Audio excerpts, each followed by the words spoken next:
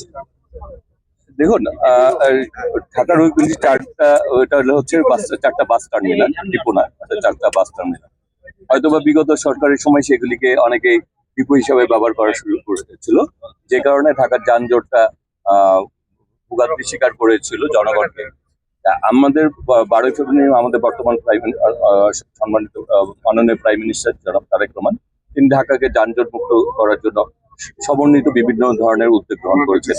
সেই উদ্যোগের অংশ হিসাবেই আজকে আমাদের বিশেষ করে আজকে আমরা মূলত এসেছি ফুলবাড়িয়া এবং যাত্রাবাড়ি সাইদাবাড়ি যে বাস স্ট্যান্ড আছে তার কিছু অংশকে, বেশিরভাগ অংশকেই, কিছু অংশকে কেরানীগঞ্জ এবং কিছু অংশকে আজকে নারায়ণগঞ্জের এই জায়গায় কাঁচপুরের এই সোনারগাঁয়ের এই অংশে আমরা স্থানান্তরের জন্য যে উদ্যোগ গ্রহণ করা হয়েছে সেটি সরজমিনে পরিদর্শন করার জন্য আমরা এখানে উপস্থিত হয়েছি।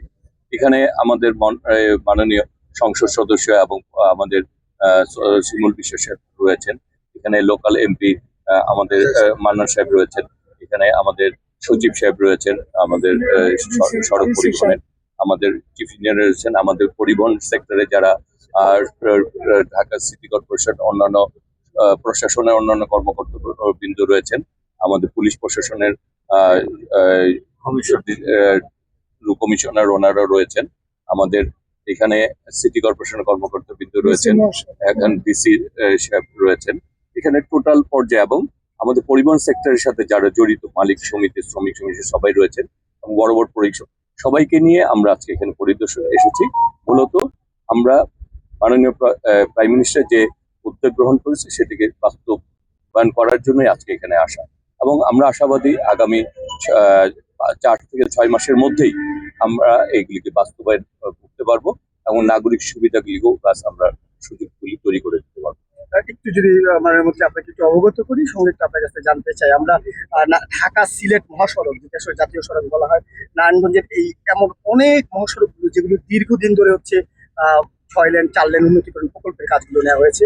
10 বছর 8 বছর 3 ডাবল সময় পেরিয়ে গেলেও এই সড়কগুলো আসলে বাস্তবায়ন হয়নি। শুধু সময় যাচ্ছে, হচ্ছে না। সেখানে আমরা যেটি পাচ্ছি, যে শুনতে পাচ্ছি, দেখতে পাচ্ছি যে সেখানে ভূমি অধিগ্রহণের ক্ষেত্রে অনিয়ম, কিংবা যারা প্রকল্প বাস্তবায়ন অনিয়ম, নানান অনিয়মের কারণে এই প্রকল্পগুলো ফেসে রয়েছে। জনগণ ভোগান্তি হচ্ছে, প্রতি বছর মন্ত্রণালয় কষ্ট করছে। না, ব্যাপারটা হচ্ছে আপনি প্রথম যেটা উল্লেখ করেছেন ঢাকা সিলেট হাইওয়ে, এটিকে উন্নয়ন করার জন্য আমরা যে ইতিমধ্যে বিগত সময়ে সেটির 20% এটির কাজ হয়েছিল। ইতিমধ্যে প্রায় 48% কাজ কিন্তু আমরা সমাপ্ত করতে পেরেছি ভূমি অধিগ্রহণে, এবং কাজ কিন্তু চলছে। যেসব জায়গায় ভূমি অধিগ্রহণ করা ইতিমধ্যে সম্ভব হয়েছে সেই জায়গায় এবং সেটি বাস্তবায়ন রাস্তার কাজও শুরু হয়ে গিয়েছে। আমরা এবং আমাদের সরকারও ঢাকা সিলেট হাইওয়ে এটি উন্নয়ন করার জন্য অলরেডি বাস্তবায়নের কাজ চলছে। আমি নিজেও সেই এলাকা পরিদর্শন করেছি, আমরা সরজমিনে গিয়েছি ঢাকা সিলেট হাইওয়ে, এবং আমরা সেই জায়গায় আমাদের জেলা প্রশাসক, আমাদের বিভিন্ন উন্নয়ন সংস্থা এবং আমাদের রোডসের নিজস্ব ইঞ্জিনিয়ার যারা দায়িত্বে রয়েছে তারা সবাই যে সেই কাজটা খুব দ্রুত গতিতে বাস্তবায়ন করার জন্য কাজ চলছে। এবং সেইখানে কানুনগতের কিছু সমস্যা ছিল, সেই জন্য আমরা ভূমি মন্ত্রণালয়ের কাছে আমরা আরো বেশি কানুন ওইখানে দেওয়ার জন্য, ভূমি অধিগ্রহণ কাজগুলি সম্পূর্ণ করার জন্য কিন্তু আমরা বাস্তবায়নের কাজ চলছে, এবং সেটি বাস্তবায়নের জন্য যা যা পদক্ষেপ গ্রহণ করা দরকার আমরা সবকিছু নিয়েছি। সবশেষে একটু ধন্যবাদ জানাই আপনাকে, যে ঢাকায় বিভিন্ন এলাকাতে এআই প্রযুক্তি ব্যবহার করার কারণে অনেক ক্ষেত্রে সড়কের শৃঙ্খলা ফিরেছে। যে আমরা মনে করি পুরো ঢাকাকে কি এআই প্রযুক্তির আওতায় সড়ক বিভাগ আনতে পারবে? হ্যাঁ, এআই প্রযুক্তির নির্দিষ্ট কোনো একটি অংশের জন্য বা কয়েকটি সিগন্যালের জন্য কিন্তু করা হয়নি।